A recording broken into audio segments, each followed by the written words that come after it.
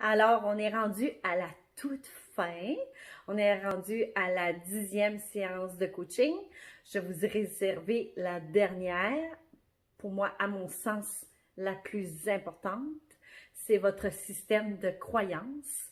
Alors, qu'est-ce que vous pensez, qu'est-ce que vous croyez va avoir un impact majeur sur les résultats.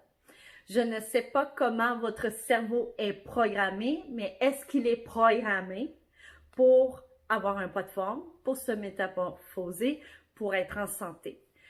Quand je parle de croyances, les croyances en neurosciences, parce que je suis un coach en neurosciences, les croyances, elles se sont forgées dès votre enfance par rapport à votre système d'éducation, par rapport à ce que vos parents étaient, vos parents vous ont éduqué, ce que vous avez entendu, les personnes autour de vous. Donc, il y a des croyances ressources qu'on appelle et il y a aussi des croyances limitantes. Et ces croyances-là se sont forgées à travers les années et ce qui fait en sorte que les croyances, ils peuvent nous empêcher de réussir. Et ces croyances-là, si on n'en vient pas à bout, vous allez toujours vouer à l'échec, même si vous avez beaucoup de volonté. Alors, je ne sais pas combien de personnes sur Terre ont désiré perdre, avoir un poids de forme et être en santé, mais combien de celles-ci ont pu vraiment réussir à obtenir un résultat qui est durable. On parle de 3% de personnes qui entreprennent un programme de gestion de poids, de santé, qui vont réussir. Seulement 3%. Et même si elles passent par la chirurgie bariatrique, même si elles passent par toutes sortes de procédés, il y a seulement 3% des gens qui vont vraiment bien réussir leur programme de gestion qui va être durable pour la vie. Et ça, c'est vraiment à cause de notre système de croyances. Alors, les croyances, je vais vous donner des exemples. Les croyances, ça peut être, exemple, j'ai une bonne amie qui se disait toujours, je veux perdre mon ventre.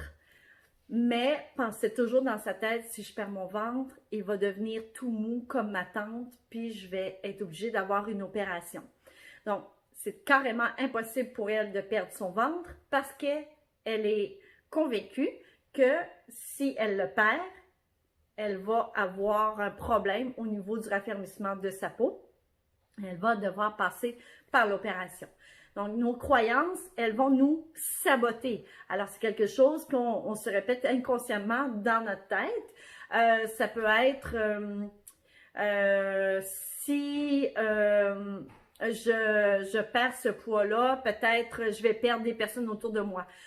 Si je perds ce poids-là, peut-être que je pourrais plus être avec mes amis pour un bon repas. Ça peut être...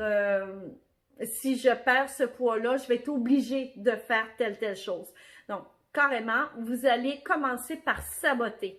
Une des premières choses qui va arriver, c'est que vous allez donner souvent des excuses et vous allez souvent saboter. Donc, quand il y a beaucoup de sabotage, ou il y a beaucoup d'excuses, parce que ci, parce que ça, c'est parce que vous avez de très grandes peurs et ces peurs-là viennent de vos croyances. Donc, il n'y a pas de croyance sans peur et il n'y a pas de peur sans croyance.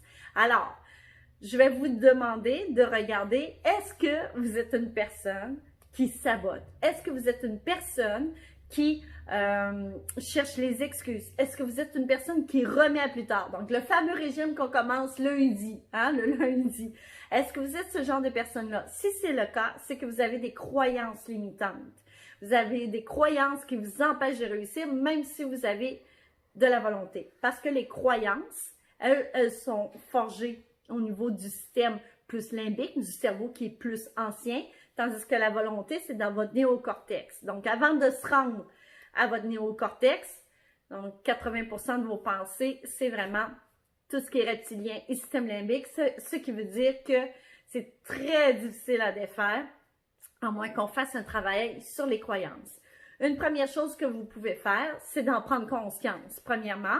Donc, notez, regardez combien de fois vous avez des excuses, combien de fois vous sabotez, combien de fois vous remettez à plus tard. Première des choses, il faut s'en apercevoir.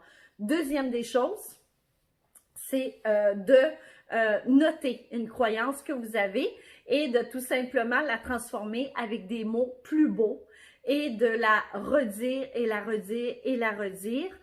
Donc, on va la rendre plus positive, plus croyance ressource. Donc, si vous avez la croyance si je perds du poids, je vais être en mauvaise santé.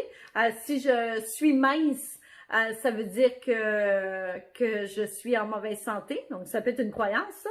Mais on peut prendre la phrase et la transformer. Si je suis mince, ça pourrait dire que je suis en meilleure santé. Si je suis mince, ça veut dire que je suis vraiment en santé. Donc, on va la transformer de plus en plus positive pour qu'elle soit de plus en plus croyance, ressource. Mais il faut vraiment que vous preniez conscience, à partir du moment que vous êtes une personne qui a beaucoup d'excuses, qui remet à plus tard, qui a beaucoup de sabotage, vous avez des croyances, donc des peurs. Et ces peurs-là, ça vient vraiment vous limiter, vous empêcher d'avancer, même si vous voulez dur comme faire, réussir. Alors, c'est d'en prendre conscience, c'est de les noter, on peut les transformer. Si ça demeure, si même au-delà de cette prise de conscience-là, il y a un travail qu'on peut faire en coaching pour aller beaucoup plus profondément, pour complètement enlever ces croyances-là et on les remplace par des croyances ressources. Et je peux vous dire que quand on fait un travail sur les croyances, c'est le travail le plus important, le travail le plus impactant, c'est lui qui transforme la personne, du tout au tout. Et ça, c'est extrêmement puissant. Alors, ne négligez jamais cet effet-là parce que, dans le fond, c'est ça qui va faire que vous allez réussir ou pas. Donc, là-dessus, je vous laisse. Vous avez vos 10 séances de coaching. Vous avez un travail à faire. Je suis certaine que vous voyez que c'est complètement différent de ce qu'on vous propose habituellement. Et on va se retrouver pour une dernière capsule. J'ai des choses à vous expliquer. Alors, à la prochaine!